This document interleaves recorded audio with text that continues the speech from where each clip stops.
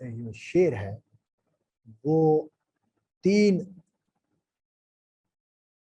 طرح سے 3 چیزیں اس میں ہوں تو وہ شعر ہوگا، بڑا شعر ہوگا یا اچھا شعر ہوگا۔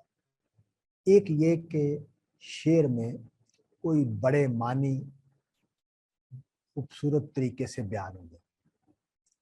اچھا، لفظ جو ہے ان میں جو نزاکت ہوتی ہے یا ان میں جو خوبی ہوتی ہے، خوبصورتی ہوتی ہے، وہ صوت کی بھی ہے، آواز کی بھی ہے، اور جو لفظ مختلف آوازوں کو جوڑ کے لفظ بنا ہوتا ہے اس کا جو تاثر ہے سر وہ آہنگ کہہ سکتے ہیں؟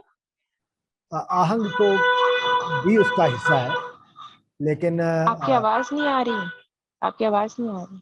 یہ کوئی جو ہے نا وہ شور آیا باہر سے۔ اچھا، تو میں یہ عرض کر رہا تھا کہ آہنگ بھی اس کا حصہ ہے، لیکن جو جیسے دیکھیں چنگاڑ ایک لفظ ہے، اس کا صوتی تاثر جو ہے وہ ناپسندیدہ ہے، لیکن لہر، ہوا، یہ لفظ ایسے ہیں کہ جو ان کی صوتی تاثر بھی نرم ہے، نازک ہے، خوبصورت ہے۔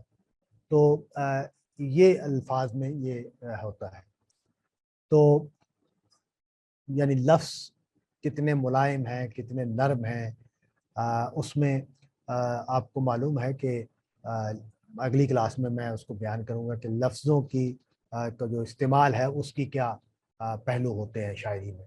تو آج میں صرف اس پر بات کو مکمل کر رہا ہوں کہ اچھی تصویر، بہت اچھی تصویر، لفظی تصویر، یعنی ہم شعر پڑھیں تو ہمارے سامنے ایک بڑا منظر، ایک خوبصورت منظر، ایک بڑا خیال، بڑا آئیڈیا ہمارے اندر پیدا ہو تو یہ بھی بڑا شعر ہوتا ہے، اور اسی طرح بڑے معنی پیدا ہوں تو یہ بھی ایک بڑا شعر ہوتا ہے۔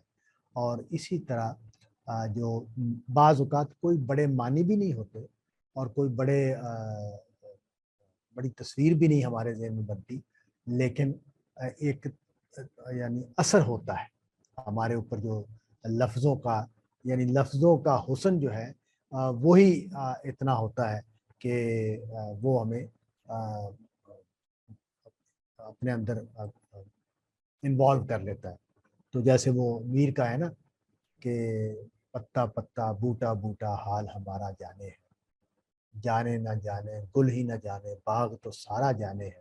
تو اب اس میں لفظوں کی خوبصورتی ہے اور ایک کیفیت ہے، اور کوئی نہ بڑے معنی ہے اور نہ کوئی بڑی تصویر بنتی ہے، لیکن یہ ہے کہ جو وہ جو کیفیت ہے وہ جو لفظوں میں بیان ہو گئی ہے وہ ایک بڑا، اور ہم یہ شعر جو ہے وہ حافظے کا حصہ بن گیا، پڑھا تو حافظے کا حصہ بن گیا۔ عام طور پر اگر اچھا ذوق ہو تو، اور اچھا ذوق کیا ہے؟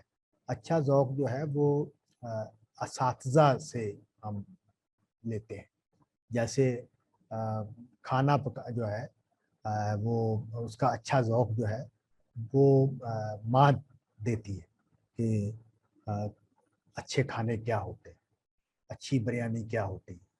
اگر ماں اچھے کھانے نہیں بناتی تو ظاہر ہے میں اس کا میرا ذوق جو ہے وہ پست رہ جائے گا، کم رہ جائے گا۔ تو اسی طرح جو شاعری ہے یا لفظ ہے، اس سے ریلیشن شپ ہے وہ اساتذہ جو ہیں وہ ہمیں سکھاتے ہیں۔ جو موجودہ زمانہ ہے اس کی بدقسمتی ہے کہ اس میں اساتذہ کا رول کم ہوتا جا رہا ہے، اور اساتذہ سے تعلق کو بھی ہم کم کرتے جا رہے ہیں، تو اس کے نتیجے میں کافی گراوٹ بھی پیدا ہوتی چلی جا رہی ہے۔